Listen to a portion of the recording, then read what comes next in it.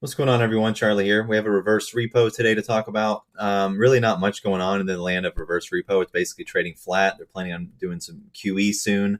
So be prepared for that sector rotation. I feel like it's going to be a very possible thing that we see here in the next couple of weeks. So just be prepared for that. Now, as far as the repo, we're up slightly from yesterday. We were at 1343 or 1.343 trillion. We're up slightly, about 5 billion or so. Counterparties is down by one. And again, the rate is the same as it's been. Now, after the QE begins, there might be rate hikes, but they got to get all this money out of the system first. How they're going to go about doing that, not 100% sure. I assume it's going to be through sector rotation. You got a lot of beaten down stocks right now with a lot of narrative spin on it that they could very well be using for a vehicle to, get some of this cash out. So going to be getting interesting here in the next couple weeks. So y'all hang in there, buckle up. Oh yeah, I guess we're already all buckled by this point. But anyways, stay buckled.